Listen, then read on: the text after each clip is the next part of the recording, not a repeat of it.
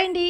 ఈరోజు మా ఇంట్లో టిఫిన్ అయితే రాత్రి పప్పు నానేసాను. పిల్లలు గారెలేద్దాము, మళ్ళీ వాళ్ళు ఒక 2 రోజుల్లో మళ్ళీ వాళ్ళు వెళ్ళిపోతారు అని చెప్పి గారెలేద్దామని చెప్పేసి నేనైతే గారెలకే రాత్రి పప్పు నానేసి పొద్దున్నే అయితే గారెల కోసం అయితే రుబ్బాను.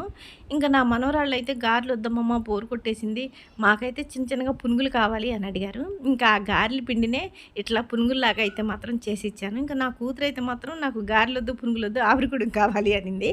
ఇంకా తన కోసం అయితే అది చేసి పెట్టాను.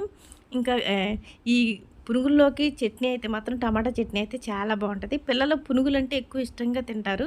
ఈ బయట నుంచి మాత్రం ఎక్కువగా బయట ఫుడ్ అయితే మాత్రం పిల్లలకి పునుగులని, బజ్జీలని అట్లాంటివి మాత్రం పిల్లలకి ఎక్కువగా పెట్టద్దు. ఎందుకంటే కొద్దిగా ఆయిల్ అది ఎక్కువగా లాగుతూ ఉంటాయి బయట ఫుడ్డు. అందుకని పిల్లలకి వీలైనంత వరకు మనం ఇంట్లో చేసి పెడితేనే వాళ్ళకి హెల్త్‌కి మాత్రం మంచిగా ఉంటది. అందుకని ఇంట్లోనే చేసి పెట్టండి.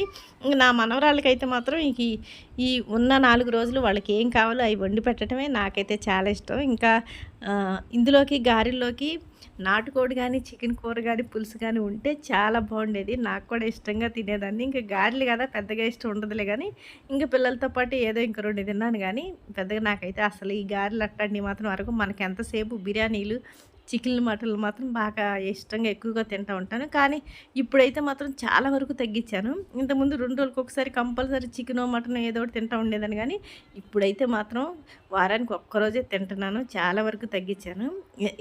ఆకుకూరలు అట్లాంటివి ఎక్కువగా తింటే మంచిది చికెన్లు, మటన్ల కంటే. టైంకైతే మాత్రం మీరు టిఫిన్ చేసేయండి.